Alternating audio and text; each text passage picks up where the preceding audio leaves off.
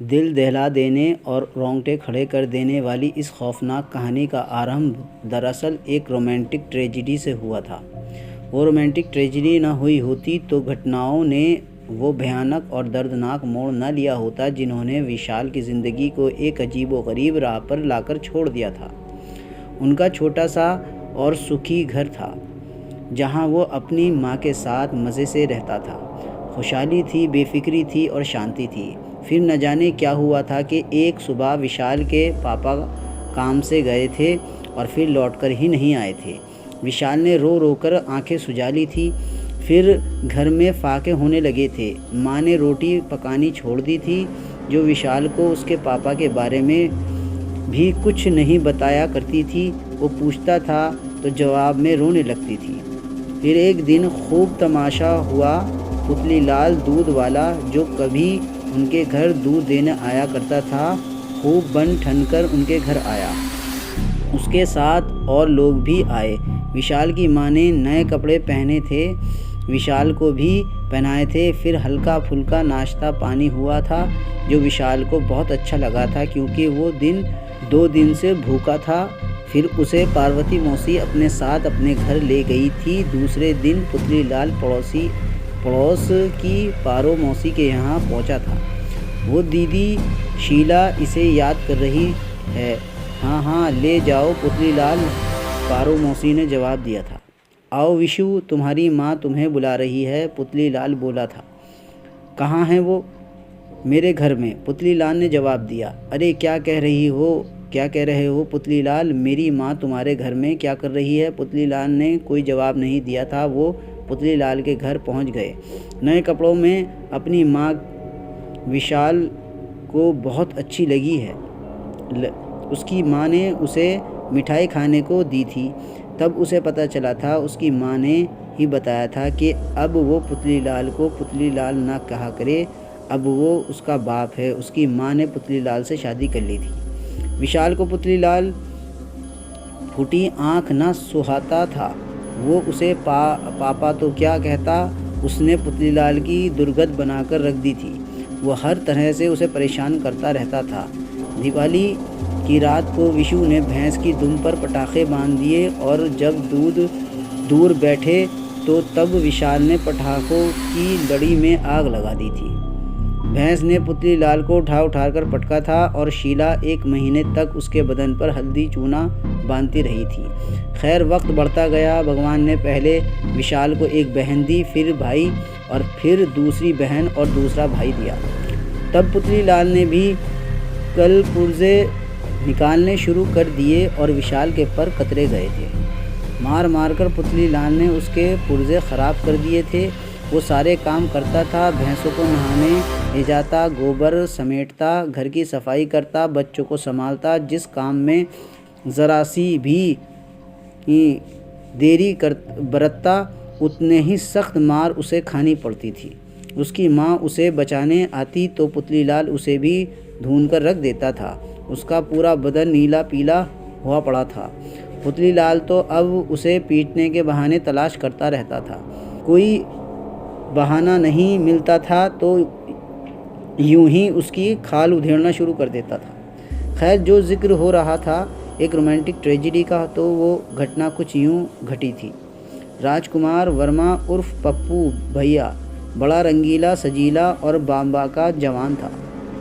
विशाल से उसकी ज़रा गहरी ही छनती थी। एक दिन पप्पू भैया गन्ना चूस कर खा रहा था और विशाल की तरफ आ रहा था। विशाल को देखकर रुक गया, बोला, विशु गन्ना खाओगे? खिला दो पप्पू भैया। पप्पू ने आधा गन्ना तोड़कर विशाल को दे दिया, फिर बोला, यार विशाल, तुझे एक काम है। बोल पप्पू भैया। वो तेरे घर के सामने मुन्नी रहती है ना? अरे वही सुनीता रामू साइकिल वाली की रौंडिया? हाँ हाँ, जानता हूँ। राम राम उसे तेरी। हाँ क्यों नहीं, मैं उन्हें नमस्ते किया करता हूँ तो वह भी मुस्कुराकर जवाब देती है। पप्पू हंसने लगा।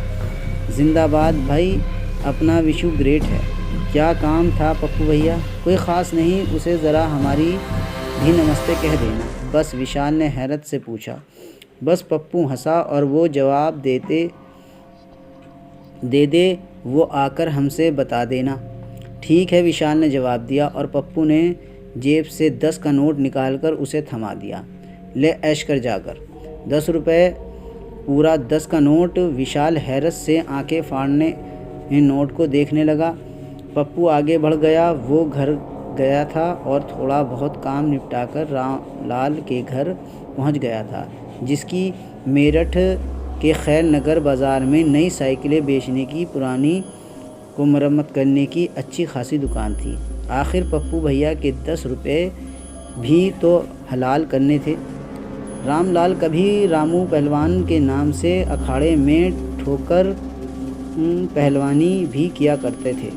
विशाल रामलाल के यहाँ पहुँचा तो सुनीता उर्फ मुन्नी उसे सहज में नहीं नज़र आई। अलबत्ता रामलाल और उसका बेटा मोहन बैठे हुए थे। सुनीता दीदी कहाँ हैं? विशाल ने पूछा। वो तो अपनी नानी के यहाँ मलियाना गई हुई है, जवाब मोहन ने दिया। कब आएंगी? विशाल ने पूछा। पता नहीं, मोहन ने कहा। क्या काम है तुझे उससे? है कोई ज़रूरी काम? क्या बात है, मुझे बता दे, मैं उसे कह दूँगा। मेरा नहीं, पप्पू भैया का काम है। किसका किसका? बाप बेटे दोनों चौंक उठे थे। वो राजकुमार है ना पप्पू भैया, वे जो पुलिया के पास रहता है, विशाल ने बताया। अबे हाँ यार, अब आगे तो बोल। उन्होंने नमस्ते कही है सुनीता दीदी से। क्या? रामलाल उछलकर खाट से नीचे आ गया। हाँ जी, नमस्ते कही है उन्होंने सुनीता दीदी को। दोनों बाप बेटे हैरत से एक दूसरे की सूरत तकने लगे। मोहनलाल की आंखें सुर्ख हो गईं। उसकी तो माँ की। मोहनलाल ने तैश में आकर नेफे के नीचे कट्टे की तरह हाथ बढ़ाया, लेकिन रामलाल ने उसका हाथ पकड़कर उससे दोबारा खाट पर बैठा दिया। विशाल की समझ में कुछ भी नहीं आ रहा था। दोनों की हरकतों से वह हैरान था। पापा तुम? मोहनलाल फंसे फंसे स्वर में बोला। अबे तू चुप तो होता या नहीं? रामलाल दहाड़ा। फिर विशाल से बोला, तू बैठ जा, बस चचा घर जाऊंगा। हाँ हाँ चले जाना, बस तुझने कुछ पूछना है? पूछो चचा। विशाल बैठ गया। क्या कहा था पप्पू भैया ने? यही कि मुन्नी दीदी को नमस्ते कह दूं और जवाब में कि जो कुछ कहे वो जाकर पप्पू भैया को बता दूं। कहीं बुलाया है पप्पू ने मुन्नी को? नहीं तो चचा, कहीं नहीं बुलाया। अच्छा, तूने पहले भी कभी मुन्नी को इसका संदेश पहुंचाया है? नहीं, कभी नहीं। उन दोनों को बातें करते देखा सुना होगा? नहीं चचा। अच्छा, तो फिर ऐसा करना, रात को आ जाना, मुन्नी आ जाए तो उसे नमस्ते कह देना। ठीक है चचा। तो अब मैं जाऊँ?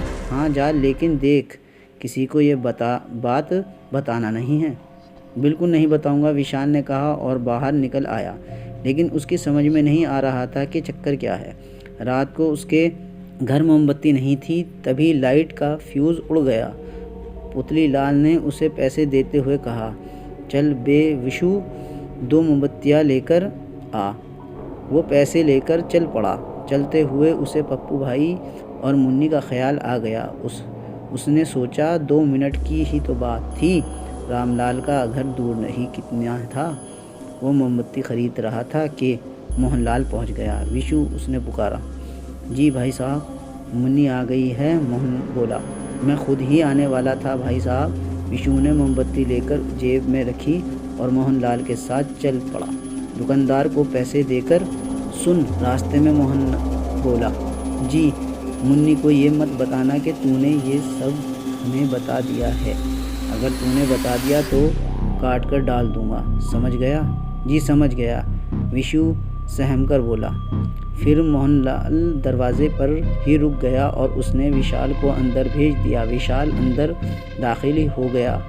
मुन्नी रामलाल के पलंग पर बिस्तर बिछा रही थी। रामलाल मौजूद नहीं था। विशु को देखकर वो मुस्कुराई। विशु, खैर तो है? हाँ दीदी। वो क्या बात है? वो पप्पू भैया। कौन पप्पू भाई?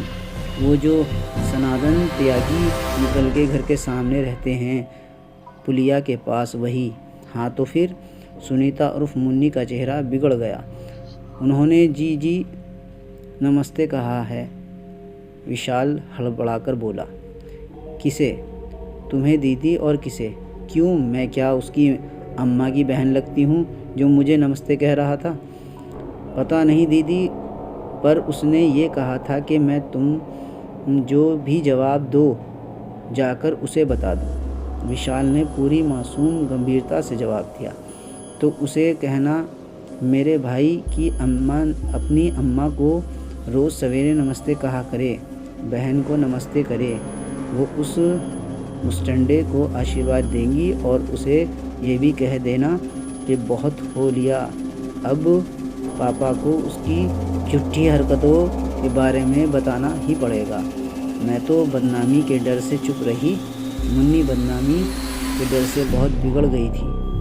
उसी वक्त रामलाल और मोहन दोनों बाप बेटे अचानक प्रकट हो गए। रामलाल ने मुन्नी के सिर पर प्यार से हाथ फेर कर कहा, जीती रहो बेटी, दिल खुश कर दिया तूने। अब देखना उस पप्पू के पट्टे से हम कैसे निपटते हैं।